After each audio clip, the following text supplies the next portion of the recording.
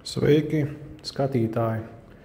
Liels paldies par atsaucību, par komentāriem, par uzdotajiem jautājumiem. Arī šajā video mēģināšu nedaudz pastāstīt par Itāliju. Iepriekšējais video man bija sagatavots nedaudz garāks, es kāpēc YouTube neļāva ievietot pilnu video, tāpēc es video sagriezu divās daļās. Par cenām jautājāt Itālijā. Gluži laikam neprecizējāt par kādām cenām. Es varbūt pastāstīšu, kā es to esmu sapratis. Degvielas cenas Itālijā plus mīnus ir nemainīgas, ja nu būtiski tur pāris centu atšķirība. Dīzeļdegviela maksā €65 aptuveni. Benzīns maksā €75.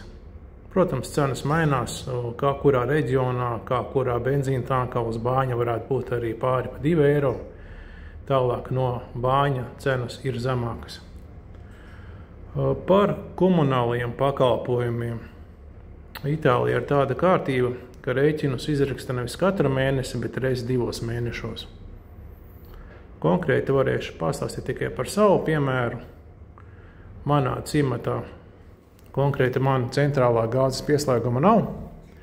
Izmantoju balona gāzi, pērku balonus netālajā veikalā ciematā. Viens balons maksā €20.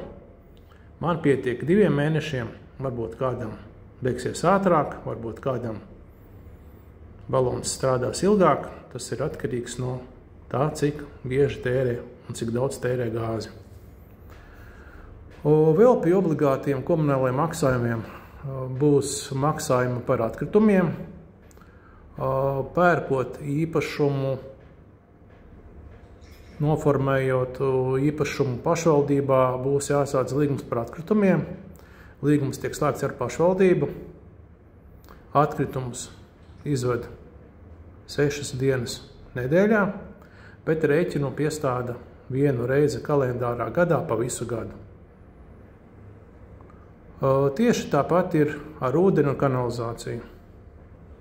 Arī rēķins tiek piestādīts reizi kalendārā gadā, proti šogad par pagājušo kalendāro gadu. Nekustamā īpašuma nodoklis ir maksājams, tad, ja tas nav vienīgais īpašums. Itāliski prima casa. Tas ir vienīgais nekustamais īpašums, un tajā persona deklarējās un pastāvīgi atrodas, tad šim nekustamam īpašumam nav jāmaksā nekustamā īpašuma nodoklis. Par otro īpašumu nekustamā īpašuma nodoklis ir jāmaksā. Cik es esmu informēts, tad nekustamā īpašuma nodokli īpašnieks maksā patstāvīgi, negaidot atsevišķu rēķinu no pašvaldības. Kā tas notiek, es nezinu, es to nedaru, es nemācīšu komentēt.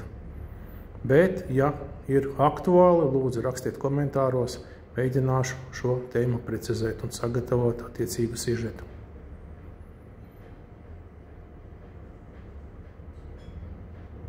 Principā tad paliek vēl elektrība.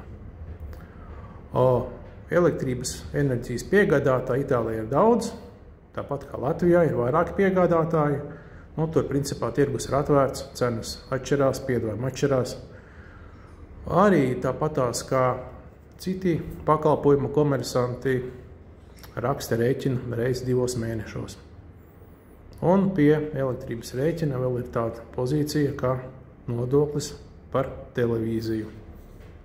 Bet, ja televizors netiek lietots, protams, var uzrakstīt pieteikumu un šo pozīciju no rēķina izņem. Bet tas ir tikai tajā gadījumā, ja dzīvesvietā neatrodas televizors. Es nezinu, vai to kāds pārbauda vai nepārbauda, tāda informācija man ir. Par pārtikas cenām es droši vien, ka sagatavošu atsevišķu video. Droši vien, kad uzfilmēšu veikalu, lai jūs redzētu, kas, kā cik maksā, lai nebūtu tā, ka es jums kaut ko pastāstu, kas īsti neatbilst īstenībai.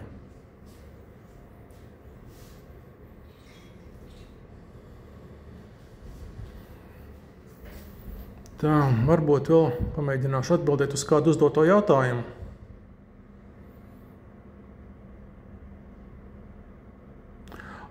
Man te jautāja par problēmām ar migrantiem, skvoteriem, itāļu mafiju.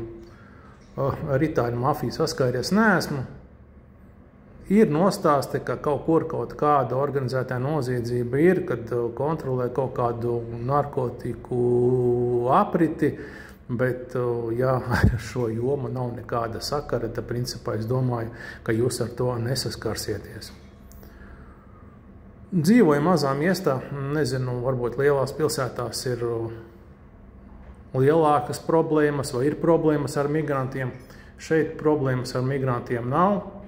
Šeit ir personas, kas ieradušās no citām valstīm, saņēmušas uzturēšanās atļaujas, principā visu ir sakārtojuši, dzīvo likuma paklausīgi un netraucē citiem. Bija jautājums par skvoteriem. Ja es saprotu pareizi, tad tās ir personas, kas nelegāli iemitinās svešā nekustamā īpašumā. Līdz šim gadam tā bija problēma, kad ja notiek situācija, kad jūsu nekustamā īpašumā iemitinās kāda persona, tas bija līdz šim gadam, bija jāsniedz prasība tiesā, un tiesa bija ilgi vairākus gadus. Un tur bija marazms, kad īpašniekam bija pienākums šo te skvoteri nodrošināt ar komunālajiem pakalpojumiem, apmaksāt elektrību un ūdeni, kamēr notiek tiesvedības process. Tagad likums Itālijā ir izmainījies. Par nelegālu iemitināšanos svešā īpašumā draud krimināla atbildība līdz pat 7 gadiem cietumsoda. Līdz ar to šāda problēma nav. Ja konstatēts gadījums, kad kāda persona ir nelikumīgi iemitinājusies īpašumā, tiek izsaukta policija, un policija šo personu izved ārā un uzsāk kriminālu procesu. Tā kā, ja ir doma iegādāties īpašumu un ir, teiksim, šaubas par to, ka kāds tur varētu iemitināties, tad šobrīd tas nav. Protams, attiecīgi īpašums ir jāapsaimnieko. Ja neatrodas uz vietas, varbūt jāuzstāda videokamera, bet tas jau ir katra īpašnieka ieskatā. Bet likums īpašnieku aizsargā no nelegālajiem iemītniekiem. Arī bija jautājums, vai ir iespēja atpūsties pie ūdens. Jā, protams, Itālijā daudz jūras. Ja tas bija domāts tā, protams, ir maksas pludmales ar maksas saules-sargiem, maksas gultiņām, bet ļoti daudz ir arī brīvo pludmaļu, kuru var droši izvietot saules-sargu, krēsliņu, gultiņu, dvielīti un baudīt jūru un sauli. Kā arī jautāja, vai māju var izmantot kā vasarnīca vasaras periodam. Jā, protams, to var darīt. Bet, ja jūs tur nebūsiet deklarēti, tad šim te nekustamam īpašumam būs jāmaksā nekustamā īpašuma nodoklis. Bet, ja jūs tur visu gadu neuzturaties, varat rakstīt pašvaldībā pieteikumu ar lūgumu samazināt apsaimniekošanas maksas, proti maksu par atkritumiem un patērēto ūdeni. Tā tad, un vēl varbūt, ja mēs runājam par vasaras dzīvošanu periodu, ir tā, ka, ja jūs dzīvojat mājā, tad, protams, mājai apsaimniekošana jāmaksā kā tāda nav, izņemot par pakalpojumiem, bet pērkot dzīvokli, ir mājas, kurā ir apsaimniekošana.